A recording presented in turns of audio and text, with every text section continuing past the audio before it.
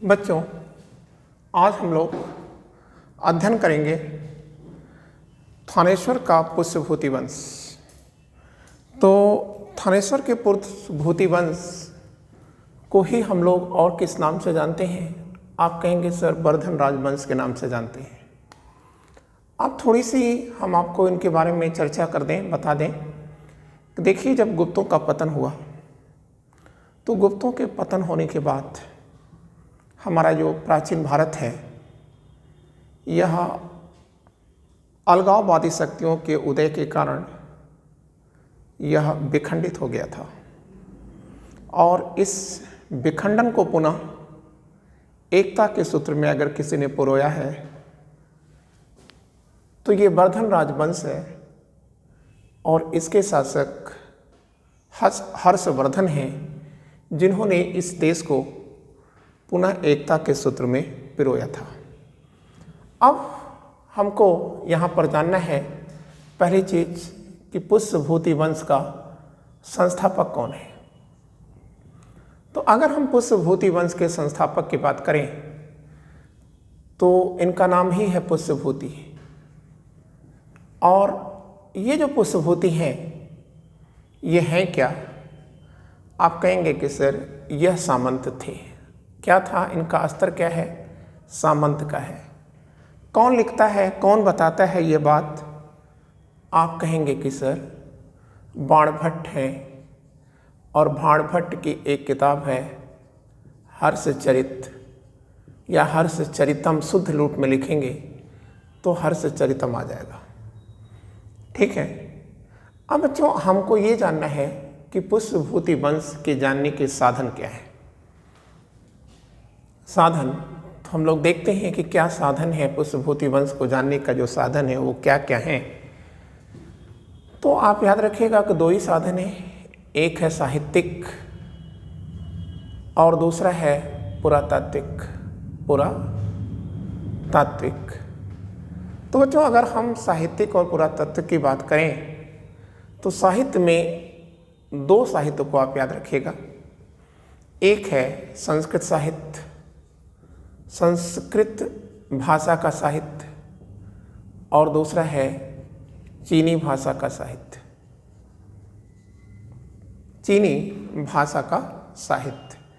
अब अगर हम संस्कृत में बात करते हैं कि संस्कृत भाषा के कौन से साहित्य हैं जो हमारे लिए अत्यधिक महत्वपूर्ण हैं, तो हमको जानना चाहिए कि संस्कृत में स्पेशली अगर आपको याद रखना है, हम यहाँ पर कर दे रहे हैं संस्कृत में। तो जो संस्कृत भाषा के साहित्य हैं इसमें आपको दो बड़ा नाम याद रखना होगा। एक है बाणभट्ट का हर्षचरितम। बाणभट्ट का हर्षचरितम, ये देखिए लिखा हुआ है हर्षचरितम। ठीक है, एक तो ये हो गया। दूसरी बाणभट्ट की एक और किताब है, एक तो ये हो गई और एक कादंबरी है। ठीक है। और इसके अतिरिक्त संस्कृत भाषा में जो साहित्य लिखा गया है वो खुद सम्राट, जो पुष्यभूति वंश के एक यशस्वी सम्राट हैं, और वो हैं हर्षवर्धन। तो हर्षवर्धन एक उच्च कोटि के नाटककार थे और इन्होंने 3 किताबें लिखी हैं और ये तीनों ही नाटक हैं। एक है प्रियदर्शिका, प्रियदर्शिका है, और जो दूसरा है वो क्या है? तो आप कह देंगे कि दूसरा है रत्नौली, और जो तीसरा है वो है नागानंद। नागानंद। ये हमारे पास 3 लिटरेचर्स हैं और ये तीनों नाटक हैं, और ये किसके हैं? तो आप कहेंगे कि सर ये हर्षवर्धन के हैं। ठीक है। और अब हम लोग बात करते हैं अगले लिटरेचर के बाद। ठीक है। और हम बाणभट्ट के हर्षचरितम के बारे में पूरा अध्ययन करेंगे। उसके बाद हम लोग किसका अध्ययन करेंगे? चीनी भाषा का अध्ययन करेंगे। ठीक है। तो अब हमको इसके बाद प्रियदर्शिका, रत्नौली और नागानंद के बाद हमको एक चीज़ और याद रखना था कि हम हर्षचरितम के बारे में व्यापकता के साथ अध्ययन करें। तो आइए जरा देखते हैं हर्षचरितम के बारे में। तो बच्चों, अगर हम हर्षचरितम को जानना चाहें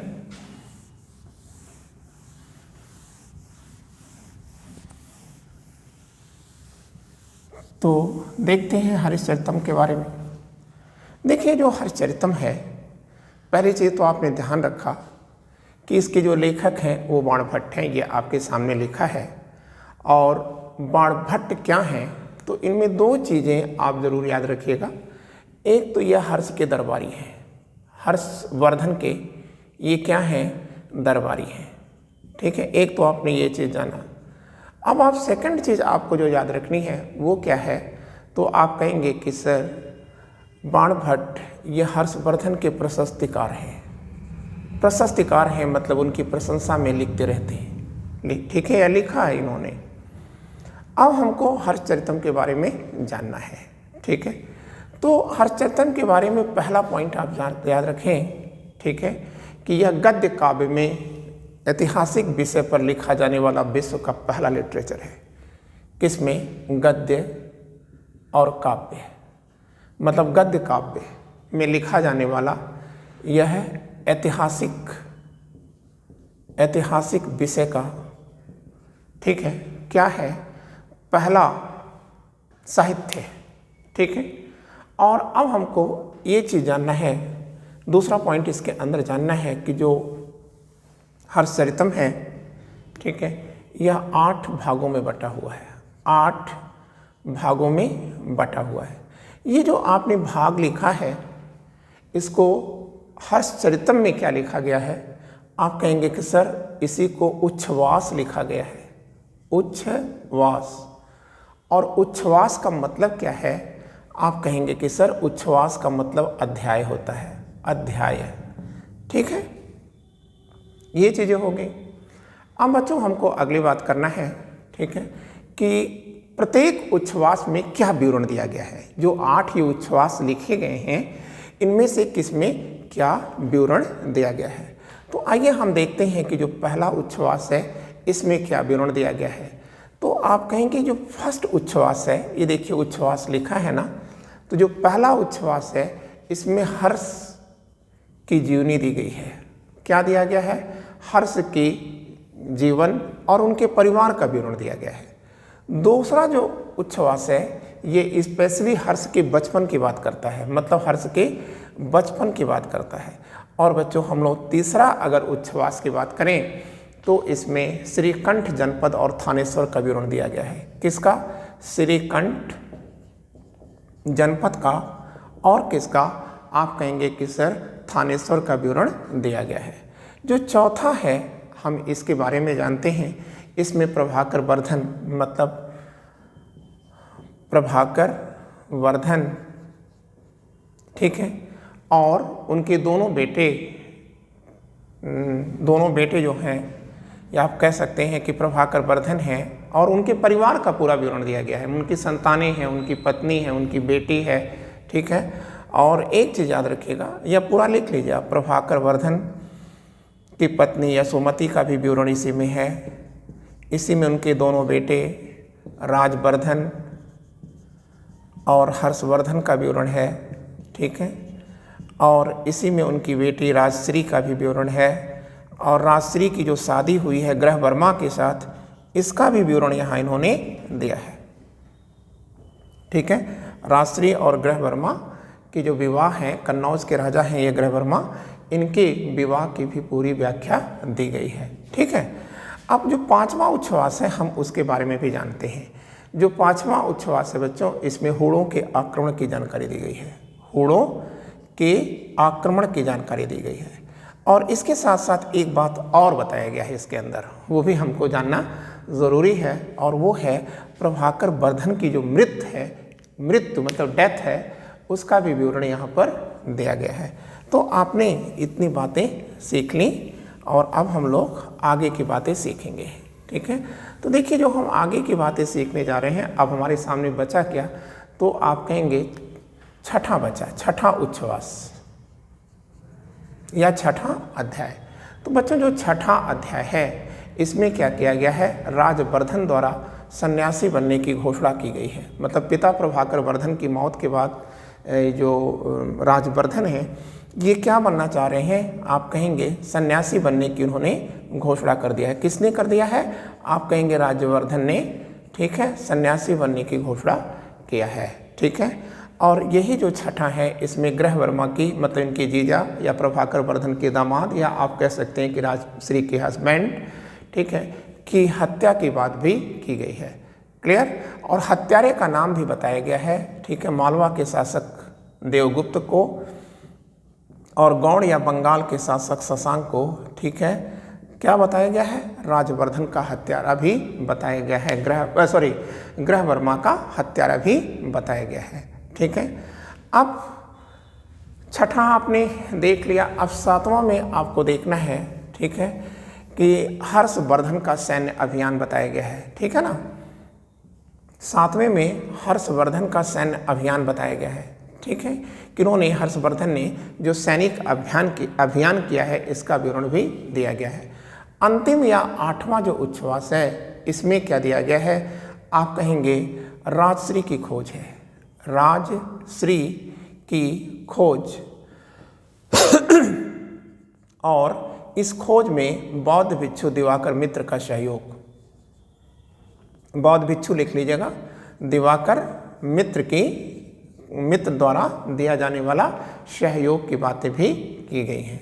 लेकिन बच्चों हमको जो एक महत्वपूर्ण बात याद रखनी थी वो ये याद रखनी थी कि ये जो बाणभट्ट की हर्षचरितम है इसका अंग्रेजी अनुवाद किसने किया था। तो आप याद रखिएगा इसका अंग्रेजी अनुवाद कॉवेल और थॉमस ने किया है, ठीक है। किसका, बाणभट्ट का जो हर्षचरितम है इसका अंग्रेजी अनुवाद, ठीक है, किसने किया है, काबेल और थॉमस ने किया है। यहाँ आप एक चीज़ याद रखिएगा कि हर्षचरितम को पूरा करने से पहले ही, ठीक है, बाणभट्ट मर गए थे। तो इसका जो आज जो हम स्वरूप पाते हैं उसका अंतिम संकलन किसने किया है, तो आप कहेंगे बाणभट्ट के बेटे हैं भूषण भट्ट, ठीक है। तो हमको याद रखना होगा कि भूषण भट्ट यही भूषण भट्ट हैं जिन्होंने पिता की कृति, ठीक है, हर्षचरितम को पूरा किया है, ठीक है। अब बच्चों कादम्बरी की बातें आती हैं कि कादम्बरी क्या है, तो आप कहेंगे कि सर देखो जो कादम्बरी है एक उपन्यास है और इसमें बाणभट्ट की ही कृति है कादम्बरी, और कादम्बरी में क्या दिया गया है, आप कहेंगे कि सर, ठीक है, पुष्यभूति वंश के काल की जो सामाजिक और आर्थिक स्थितियां हैं उसका विवरण कादम्बरी में दिया गया है। क्लियर। और अब हमारे सामने एक बात आती है और वो बात क्या है, तो आप कहेंगे, ठीक है, चलें आगे। तो हम आगे चल रहे हैं बच्चों, और आगे हम बताएंगे कि हमारे सामने जो चीनी साहित्य हैं ये चीनी साहित्यों से क्या जानकारी मिलती है। तो देखिए जो चीनी साहित्य हैं, ठीक है, इसमें बहुत बड़ा साहित्य आता है हमारे सामने, ठीक है। एक है वेन सॉन्ग, ठीक है, की जो कृति है वो क्या है वो तो आप जानते ही हैं, और वो है CU की, ठीक है। तो वेन सॉन्ग एक चीनी यात्री हैं, हम लोग उनके बारे में जानने जा रहे हैं, पढ़ने जा रहे हैं, लेकिन उनकी जो कृति है वो है CU की। लेकिन बच्चों हम आगे कुछ जाएं इसके पहले हम आपको बता दें कि वेन सॉन्ग को अन्य किस नाम से जाना जाता है, ठीक है। आप कहेंगे कि सर वेन सॉन्ग को नीति का पंडित भी कहा जाता है, नीति का पंडित कहा जाता है, नीति का पंडित कहा जाता है, ठीक है ना। और एक चीज़ आपको और याद रखना है कि इन्हीं को ही शाक्य मुनि भी कहा जाता है, या चीनी यात्री जिसे शाक्य मुनि के नाम से जाना जाता है वह वेन सॉन्ग है। फिर आपको एक टाइटल और याद रखना होगा कि वेन सॉन्ग को ही, ठीक है, क्या कहा जाता है, यात्रियों का राजकुमार कहा जाता है, यात्रियों का राजकुमार कहा जाता है, ठीक है। और आप एक चीज़ याद रखिएगा कि सबसे ज़्यादा राजाओं का संरक्षण और सहयोग अगर किसी को मिला है तो वह चीनी यात्री ह्वेनसांग को है। लेकिन हम ह्वेनसांग को कुछ और भी नामों से जानते हैं, ठीक है। जैसे हम इन्हीं को ही, ह्वेनसांग को ही या कर देते हैं युआन चुआंग भी कहा जाता है, युआन, ठीक है, क्या कहा जाता है, युआन चुआंग भी कहा जाता है, ठीक है। ये देखिए, और एक नाम इनको और भी दिया जाता है, क्या है, युआन तयांग, ये तो उतारी दीजिएगा युआन, और ये तयांग के नाम से भी जाना जाता है। एक चीज़ आपको और याद रखना है कि ह्वेनसांग का जो जीवनीकार है वो कौन है, हिली, हिली, ठीक है। ये क्या है, आप कहेंगे कि सर इन्होंने ह्वेनसांग की जीवनी को या बायोग्राफी को लिखा है, ठीक है। अब हमको ह्वेनसांग के बारे में और जानना है, ठीक है। तो आइए हम लोग जरा ह्वेनसांग के बारे में और क्या जान सकते हैं इससे हम लोग देखते हैं। तो बच्चों, पहली चीज़ तो आप याद रखिएगा, ह्वेनसांग, ठीक है, यह कहाँ का रहने वाला है।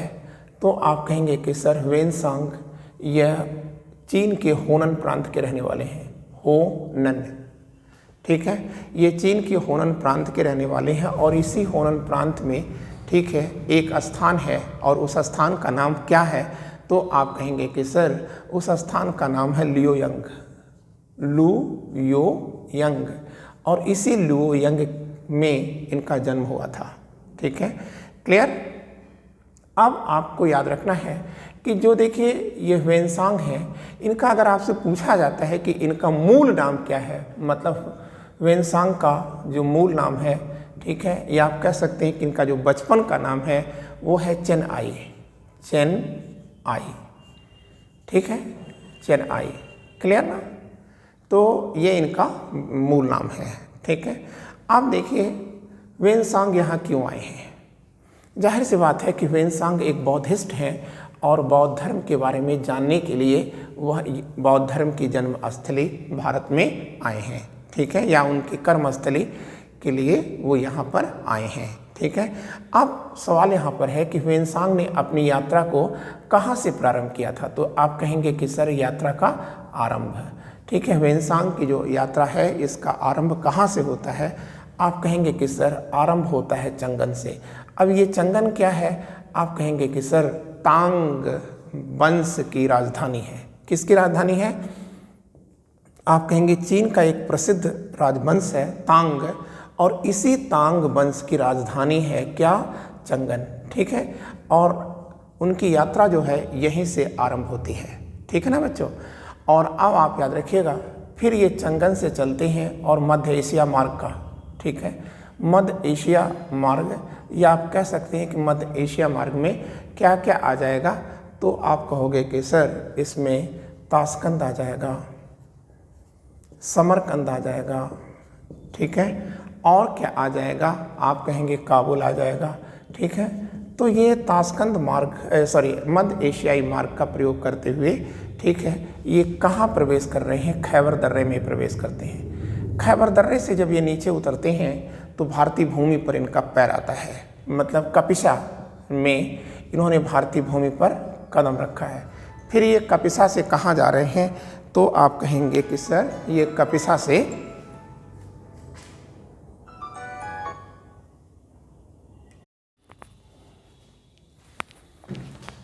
बच्चों थोड़ा सा कुछ टेक्निकल फॉल्ट आ गई थी जिससे कारण डिस्टर्ब हो गया था मैटर। हमने आपको ये बता रखा था कि जो ह्वेनसांग हैं, ठीक है, इन्होंने मध्य एशिया का मार्ग का प्रयोग करते हुए ये कहाँ पर एंटर करते हैं भारत में, किस स्थान पर भारत भूमि पर इनका कदम पड़ता है।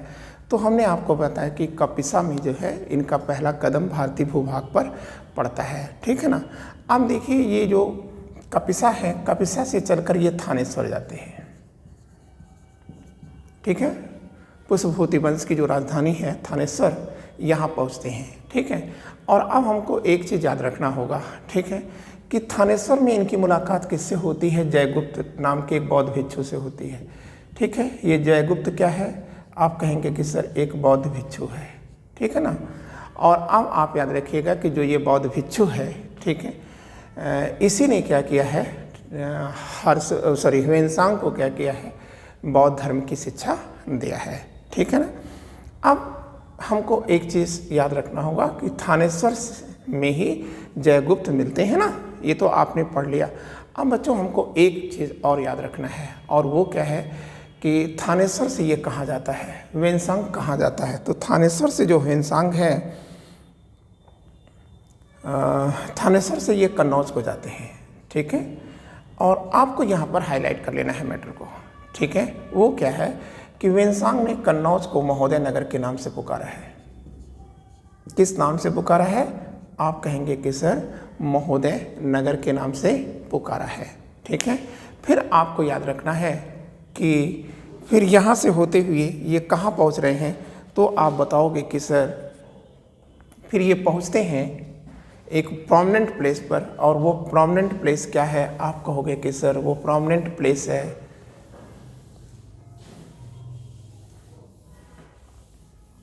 नालंदा, ठीक है। तो कहाँ पहुँच जा रहे हैं? आप कहेंगे कि सर वो नालंदा में पहुँचते हैं, ठीक है।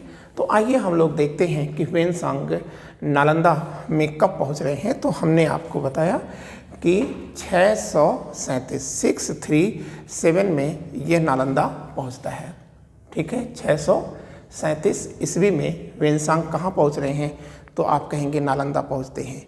और नालंदा में आपको एक और चीज़ याद रखना है कि वेनसांग नालंदा में यहाँ एक छात्र बनते हैं, ठीक है। नालंदा के ये एक छात्र बनते हैं, और छात्र के बाद ये यहीं पर शिक्षक भी बनते हैं, ठीक है। तो मतलब नालंदा विश्वविद्यालय के या नालंदा महाविहार के ये छात्र भी हैं और शिक्षक भी हैं, ठीक है। और जिस समय ये छात्र और शिक्षक हैं, उस समय नालंदा के जो कुलपति हैं वह कौन है? शीलभद्र है। और आपको याद रखना होगा कि वेनसांग शीलभद्र के बिहेवियर से, उनके व्यक्तित्व से और उनके ज्ञान से अत्यधिक प्रभावित रहा है, ठीक है। बच्चों आपको याद रखना होगा कि चूँकि नालंदा विश्वविद्यालय का छात्र रहा है कौन?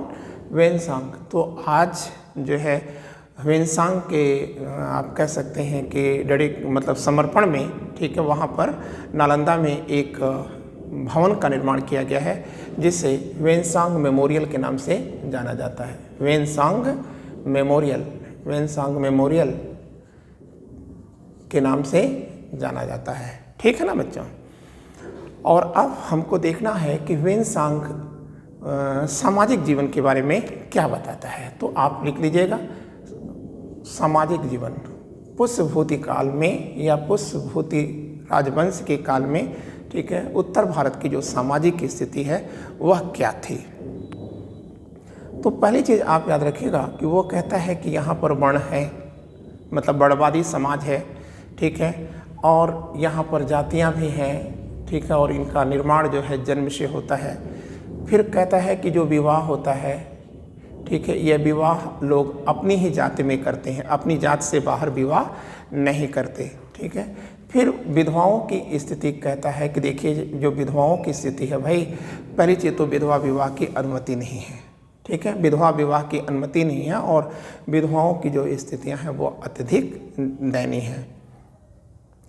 फिर वह हर्षवर्धन जो सम्राट हैं, ठीक है, उनकी जाति का विवरण देता है और कहता है कि जो हर्षवर्धन है वो फीसे जाति के हैं, और ये फीसे जो जाति है वह किसकी जाति है? आप कहेंगे कि सर ये वैश्यों की जाति है, ठीक है। फीसे वैश्यों की जाति बताता है, मतलब हर्षवर्धन को वो क्या कहता है कि वो वैश्य थे। फिर वो कहता है कि जो सिंध का शासक है, सिंध का जो शासक है वह क्या है? आप कहेंगे कि सर वो शूद्र है, ठीक है। और इस प्रकार से वो बताता है कि वर्णवादी जो व्यवस्था है वो यहाँ पर टूट रही है, ठीक है। एक चीज़ आपसे और पूछा जा सकता है कि यहाँ पर बाल विवाह की स्थिति क्या थी, मतलब बाल विवाह था या नहीं था। तो आप कहेंगे कि सर यहाँ पर बाल विवाह भी था, ठीक है। और देखिए जो बहुविवाह की बातें हैं, तो देखिए जो संपत्तिशाली वर्ग है, ठीक है, वहाँ पर बहुविवाह भी था। अब बात आती है कि सती प्रथा की क्या स्थिति थी। तो आप कहोगे कि सर सती प्रथा भी वहाँ मौजूद थी, ठीक है ना, क्योंकि आप जानते हैं कि खुद हर्षवर्धन की जो माँ हैं यशोमती, तो यशोमती भी अपने पति के साथ क्या हो गई थी?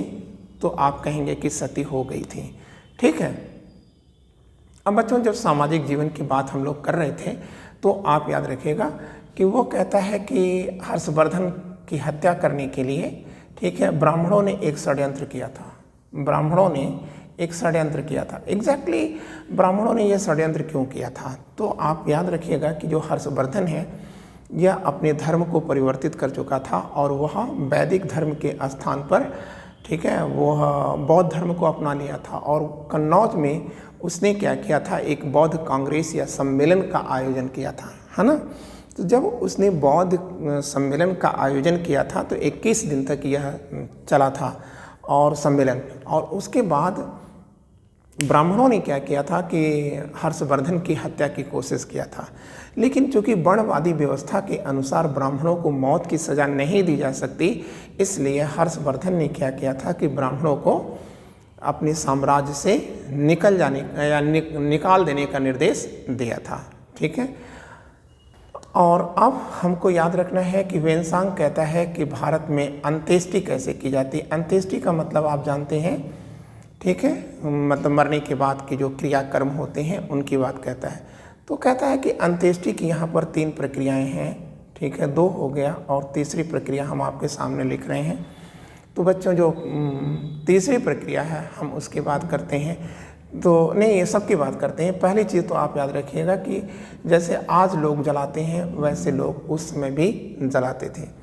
दूसरा, एक अंत्येष्टि की प्रक्रिया ये भी थी कि मृतकों को ये नदी में, ठीक है, बहा देते थे, मतलब, ठीक है, तैरा देते थे।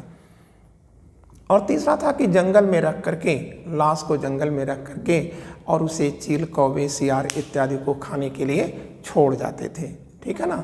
तो बच्चों ये था, ठीक है, वेनसांग किस सामाजिक स्थिति का विवरण देता है उसके बारे में हम लोगों ने अध्ययन कर लिया। अब बच्चों हमको एक चीज़ जानना है कि वेनसांग, ठीक है, तत्कालीन जो आर्थिक स्थिति है उसके बारे में कुछ बोलता है क्या? तो आइए हम लोग देखते हैं कि वेनसांग जो तत्कालिक आर्थिक स्थिति है उसके बारे में क्या बता रहे हैं, ठीक है। तो आइए हम लोग देखते हैं, ठीक है। तो बच्चों आर्थिक स्थिति के बारे में हम जानेंगे, ठीक है। वेनसांग, ठीक है, आर्थिक स्थिति के बारे में क्या विवरण दे रहे हैं। तो आप याद रखिएगा कि जो आर्थिक जीवन है, क्लियर, जो आर्थिक जीवन है, क्लियर, तो उसमें आपको याद रखना था कि यहाँ आय का जो मुख्य साधन है वो क्या है। आप कहेंगे सर भूमिकर है, कृषि, ठीक है। और ये भूमिकर कितना लेते हैं? तो आप कहेंगे कि वेनसांग कहता है कि 1/6 लेते हैं, ठीक है। अब वो अन्य किस उद्योग की बात करता है जो बहुत विकसित उद्योग है? तो कहता है कि जो वस्त्र उद्योग है, ठीक है, यह बहुत उन्नत किस्म पर पहुंच चुका है या बहुत उन्नत कोटि पर जा चुका है, ठीक है। फिर कहता है कि वस्त्रों में एक वस्त्र है जिसे क्या कहता है, वो कौशे कहता है, ठीक है। तो कहता है कि कौशे जो वस्त्र है, यह कौशे वस्त्र अत्यधिक उन्नति कोटि का है, ठीक है। अब ये कौशे वस्त्र को बनाते कैसे थे, कैसे बनाते थे कौशे को ना, यही चीज़ जानना है ना।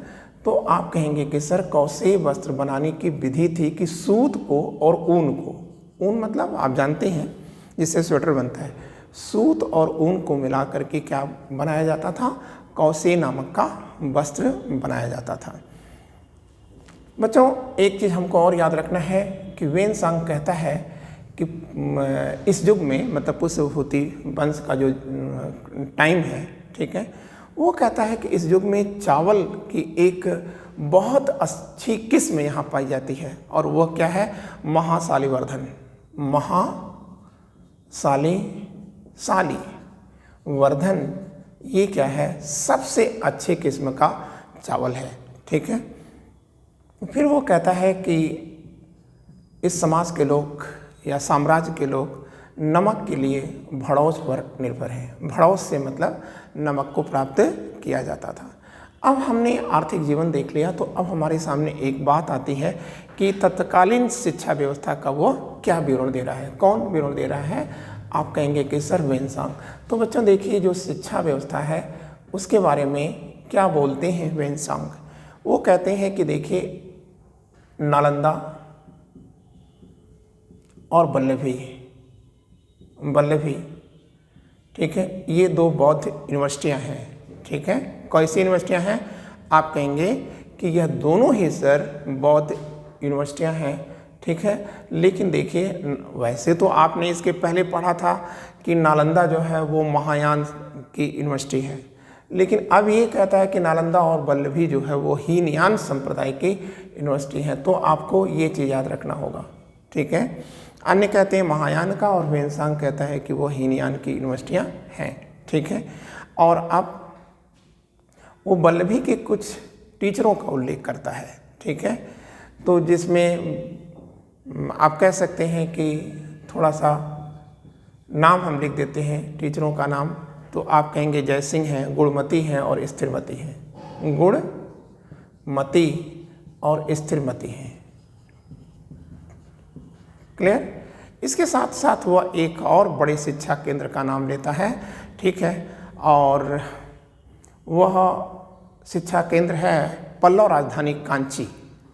ठीक है, कांची का वह विवरण देता है और ये भी बताता है कि कांची विश्वविद्यालय में प्रवेश के लिए एक प्रतियोगी परीक्षा होती है, लेकिन मैं पढ़ना तो चाहता ज़रूर था, लेकिन वहाँ इसलिए नहीं पढ़ पाया था क्योंकि वह उसकी प्रतियोगी परीक्षा को पास नहीं कर पाया था, इसलिए उसमें उसका एडमिशन नहीं हो पाया था। अब हम लोग देखते हैं कि धार्मिक जीवन के बारे में वो क्या बताता है। ठीक है, तो अगर आपको ह्वेनसांग का ये पूरा मैटर तैयार है तो मेरा मानना है कि आप बहुत हद तक, ठीक है, पुष्यभूति वंश के तमाम क्वेश्चंस कर जाएंगे। ठीक है, तो आइए हम लोग देखते हैं कि धर्म की क्या स्थिति है। ह्वेनसांग के अनुसार धार्मिक स्थिति क्या है। तो बच्चों, धार्मिक स्थिति के बारे में जानने के लिए आपको याद रखना है कि ह्वेनसांग कहता है, ठीक है, कि यहाँ पर वैदिक धर्म और बौद्ध धर्म का बोलबाला है। ठीक है, अब कहता है कि वैदिक धर्म में शैव धर्म को लोग प्रधानता के साथ स्वीकारते हैं। ठीक है, फिर कहता है कि शैव धर्म के बड़े केंद्र कौन कौन से हैं। ठीक है, तो कहता है कि जालंधर, अहिच्छत्र और मालवा। जालंधर है पंजाब में, अहिच्छत्र है बरेली और इसके अतिरिक्त मालवा। ठीक है, ये क्या है? आप कहेंगे कि शैव धर्म के प्रधान केंद्र हैं। लेकिन वो कहता है कि जो मुल्तान है, मुल्तान में सूर्य देव की उपासना की जाती है।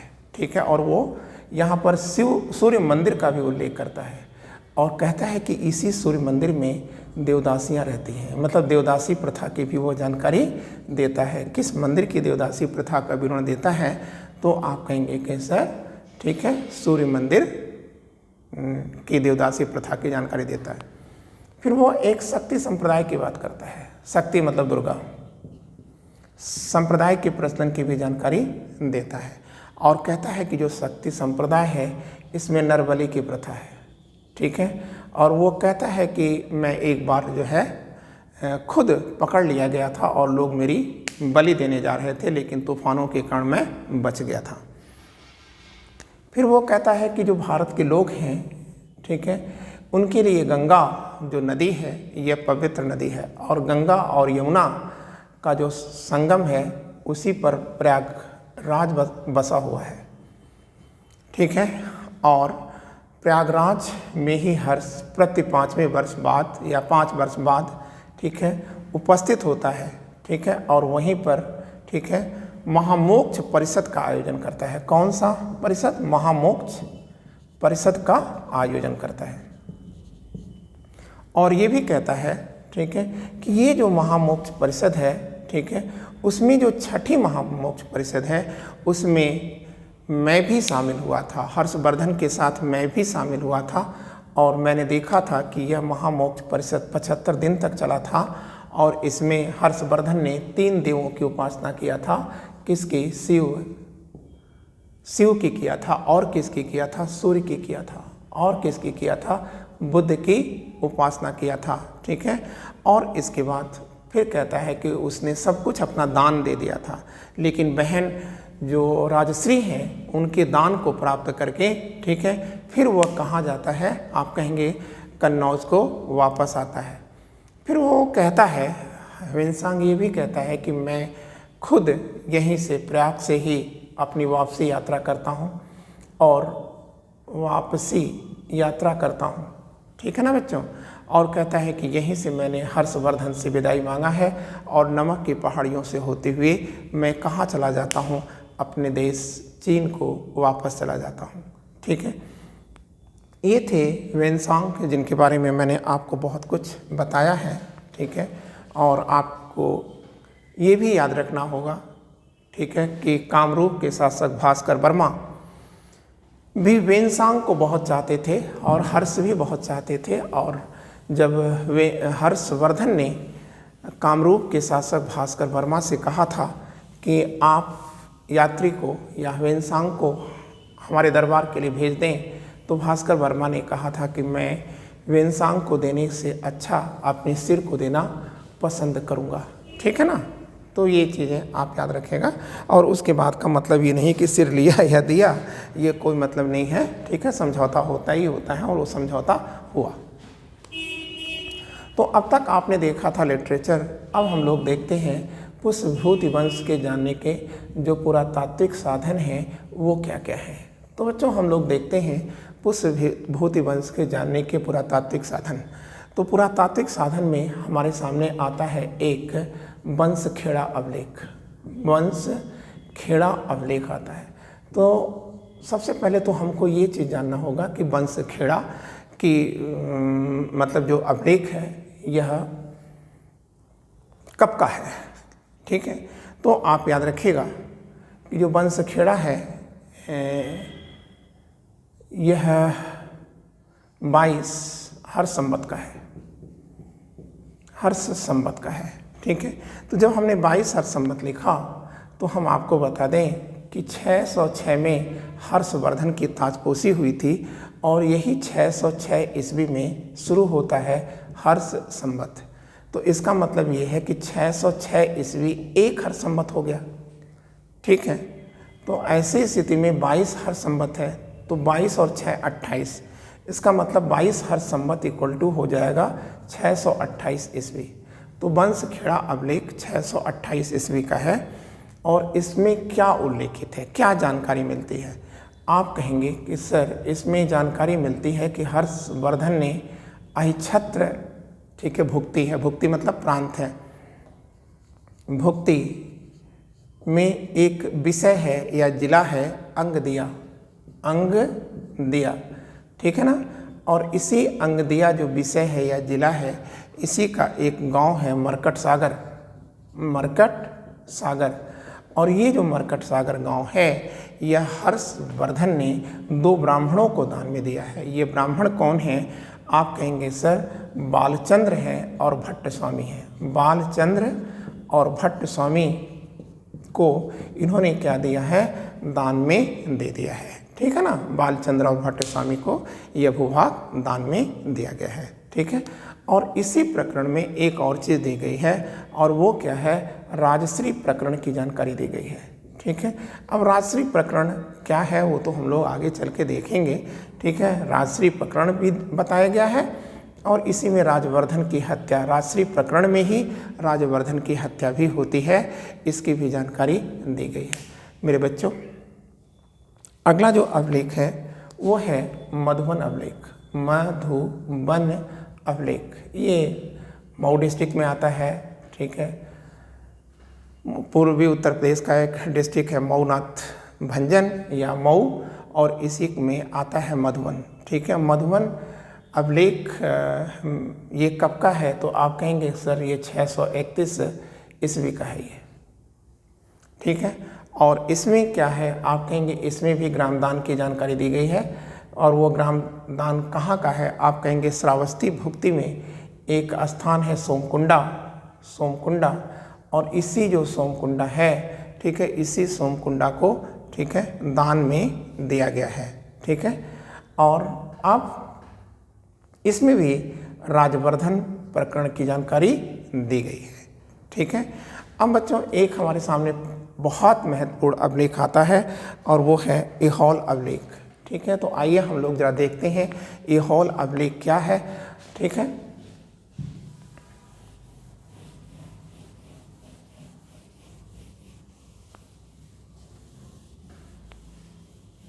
तो हम लोग देखते हैं ऐहोल अभिलेख। तो बच्चों पहली चीज़ आप याद रखिएगा कि जो ऐहोल अभिलेख है, इस ऐहोल अभिलेख का रचनाकार कौन है?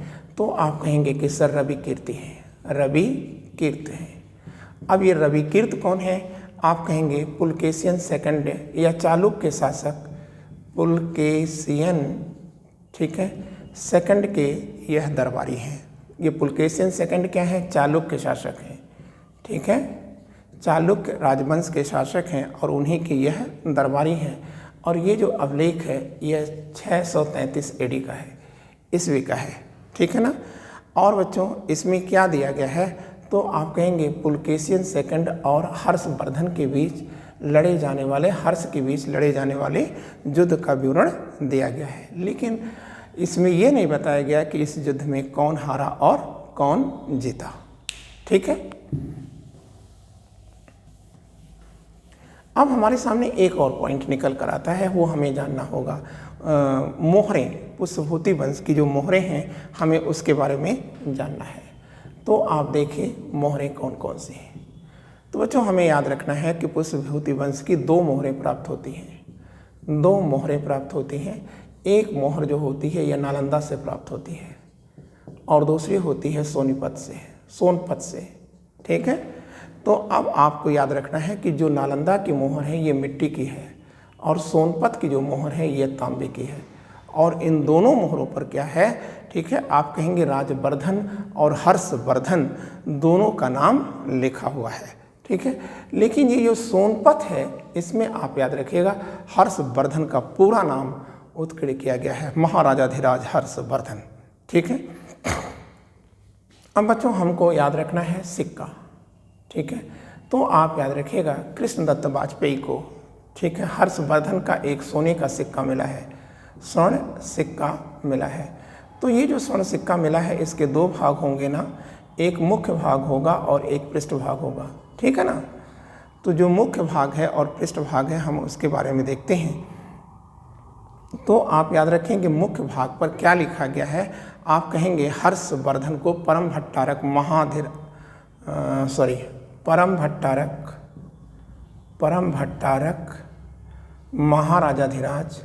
महाराजाधिराज श्री हर्षदेव लिखा है या अंकित है। लेकिन बच्चों जो पृष्ठ भाग है, इस पृष्ठ भाग पर उमा महेश्वर की आकृति है। ठीक है, मतलब उमा महेश्वर की आकृति इस पर खुदी हुई है। ठीक है। और आप हमको ने जान लिया कि इनके जानने, पुष्पभूति वंश के जानने के स्रोत क्या हैं।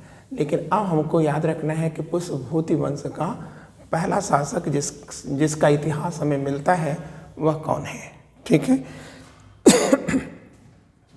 तो आइए हम लोग देखते हैं पुष्पभूति वंश के जो अगले शासक हैं उनके बारे में हम लोग जानते हैं। तो हमको याद रखना होगा, जो पहली बात हमको याद रखना है कि पुष्पभूति वंश का जो पहला स्वतंत्र शासक है वो कौन है। आप कहेंगे कि सर वो है प्रभाकर वर्धन सर। ठीक है, कौन है? आप कहेंगे पुष्पभूति वंश का पहला जो स्वतंत्र शासक है वह कौन है? तो आप कहेंगे कि सर वो प्रभाकर वर्धन है। ठीक है। और ये देखिए ये जो प्रभाकर वर्धन है, ठीक है, ये इनका परिवार है। ठीक है, जिसमें 2 राजकुमार हैं, एक राजवर्धन है, बड़े बेटे हैं इनके राजवर्धन, और दूसरे हैं हर्षवर्धन, और तीसरी एक बेटी है और वो है राजश्री। और यही जो राजश्री है इसकी शादी होती है किसके साथ? आप कहेंगे कि सर कन्नौज के राजा ग्रहवर्मा के साथ होती है। ग्रहवर्मा, ठीक है, ये कहाँ के हैं? कन्नौज के कन्नौज के क्या हैं? मौखरी राजवंश के राजा हैं। ठीक है, तो इनसे इनकी शादी हुई है। फिर हमको यहाँ प्लस लिख देना है कि जो छोटा सा ये परिवार आप देख रहे हैं, राजवर्धन, हर्षवर्धन, राजश्री का ये जो छोटा सा परिवार आप देख रहे हैं, ये परिवार प्रभाकर वर्धन का है। और इस दरबार में 2 और लोग रहते हैं, ठीक है। एक तो यशोमती, प्रभाकर वर्धन की पत्नी है यशोमती, यहाँ हमने लिख दिया है यशोमती, और यशोमती का ही यह, ठीक है, वंश वृक्ष है, ठीक है। तो अब हमको देखना है कि इसमें यशोमती का जो भतीजा है वो है भांडी। यह भांडी भी इन बच्चों के साथ रहता है, और इसके साथ यहाँ रहते हैं उत्तरगुप्त राजकुमार रहते हैं।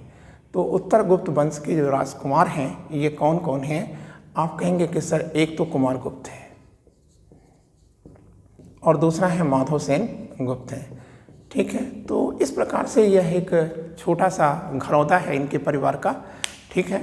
और अब हमको यहाँ पर जानना है कि इनके राजवैद्य कौन हैं, किसके? प्रभाकर वर्धन के जो राजवैद्य हैं उनको 2 लोग हैं, 2 नामों से जाना जाता है। 2 लोग हैं, एक है सुसेन और बच्चों दूसरा है रसायन।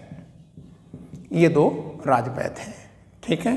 अब हमको एक चीज़ याद रखना है, क्लियर, कि प्रभाकर वर्धन सर मतलब ये जो हैं राजा, जब ये बीमार हो जाते हैं तो उस समय इनके दोनों बेटे जो राजवर्धन है और ये हर्षवर्धन है, इनकी स्थिति कहाँ है? आप कहेंगे कि सर ये उत्तर पश्चिम में है, उत्तर पश्चिम सीमा पर गए हैं। वहाँ क्या करने गए हैं? तो आप कहिएगा कि सर हूण आक्रमण, संभावित हूण आक्रमणों को रोकने के लिए गए हैं। तभी तक, ठीक है, इन दोनों राजकुमारों को, ठीक है, कुरंग नाम का, ये देखिए कुरंग नाम का एक दूत मिलता है और बताता है कि थानेसर में महाराज प्रभाकर वर्धन ये बीमार चल रहे हैं, ठीक है।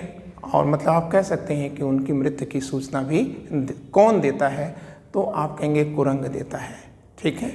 आप ये चीज़ देखिए कि फिर ये लड़के लौट करके वापस आ जाते हैं। जब लड़के वापस आते हैं तो राजवर्धन ने देखा क्या कि जो बड़े बेटे हैं इनके, उन्होंने देखा कि पिता की मौत हो चुकी है और जो उनकी माँ हैं यशोमती, वो भी क्या है, सती व्रत का पालन कर चुकी हैं। तो ऐसी स्थिति में, ठीक है, राजवर्धन संन्यास लेना चाहते हैं, ठीक है, कि इस जीवन में कुछ नहीं है, सब बेकार की बातें हैं। तो वो कुछ आप कह सकते हैं कि जीवन से उदास होकर के वो सन्यासी बनना चाहते हैं। लेकिन इसी बीच में, ठीक है, उन्होंने अपनी आइडिया को बदल दिया। सन्यासी होने की जो भावना है उन्होंने छोड़ दिया। क्यों छोड़ दिया? ठीक है, क्योंकि एक दूत आता है कन्नौज से, ठीक है, कन्नौज से एक दूत आता है। कन्नौज किसका है? आप कहेंगे ग्रह वर्मा का है, ठीक है, और राजश्री का है। तो कन्नौज से, ठीक है, राजश्री का एक दूत कौन है? संवाद है, यह आता है और यह संवाद बताता है कि महाराज प्रभाकर वर्धन की मौत के बाद 2 लोगों ने मतलब मालवा के शासक देवगुप्त ने और गौड़ या बंगाल के शासक शशांक ने क्या किया है? संयुक्त आक्रमण कर दिया है। किस पर? कन्नौज पर संयुक्त आक्रमण कर दिया है। और कन्नौज के राजा ग्रहवर्मा, जो कि इनके जीजाजी थे, ठीक है, ग्रहवर्मा की हत्या कर दी गई है, ये मार दिए गए हैं। और जो राजश्री हैं, इनकी बहन राजश्री, इनको क्या किया गया है? जेल में डाल दिया गया है। ग्रहवर्मा की पत्नी कौन है? राजश्री हैं। ये किस है? मतलब राजवर्धन की बहन है, ठीक है। तो इस समाचार को सुनने के बाद उन्होंने क्या किया कि संन्यास का विचार छोड़ा था और बदला लेने के लिए, ठीक है, उन्होंने, राजवर्धन ने सैन्य कार्रवाई कर दिया था। किसने सैन्य कार्रवाई किया था? राजवर्धन ने। किसके ऊपर सैन्य कार्रवाई किया था? आप कहेंगे देवगुप्त और शशांक पर इन्होंने कार्रवाई किया था। तो इस कार्रवाई में, सैन्य कार्रवाई में देवगुप्त यह मार दिया गया था। लेकिन शशांक करता क्या है? विश्वासघात कर देता है। विश्वासघात क्या करता है कि राजवर्धन को अपने दरबार में बुलाता है और कहता है कि वो अपनी बेटी की शादी करना चाहता है राजवर्धन के साथ। फिर राजवर्धन क्या होता है कि चुपचाप वहाँ चले जाते हैं कैंप में, और उसी कैंप में राजवर्धन को कत्ल कर दिया जाता है, ठीक है। तो जब राजवर्धन का कत्ल हो गया, ठीक है, तो अब ताजपोशी किसकी होगी? जाहिर सी बात है कि राजवर्धन के बाद जो ताजपोशी होगी वो हर्षवर्धन की होगी, हर्षवर्धन की होगी, ठीक है ना। और हर्षवर्धन का जो टाइम पीरियड है वह 606 है, 606। अभी हमने आपसे कहा था कि हर्षवर्धन की ताजपोशी 606 में होती है और यहीं से शुरू होता है हर्ष संवत, और ये शासन करते हैं 647 ईस्वी तक, ठीक है ना। लेकिन बच्चों हम चाहते हैं कि ये जो टॉपिक है हर्षवर्धन का टॉपिक यह आपको अलग से दिया जाए, ठीक है, क्योंकि मैटर को बहुत बढ़ा देने से, ठीक है, आप को तैयार करने में एक मुश्किल होती होगी, ठीक है। तो इसलिए हम यहीं पर रोकते हैं, विश्राम देते हैं और आपके स्वर्णिम कल की कामना करते हैं। थैंक यू बच्चों, विशिंग ऑल द लक।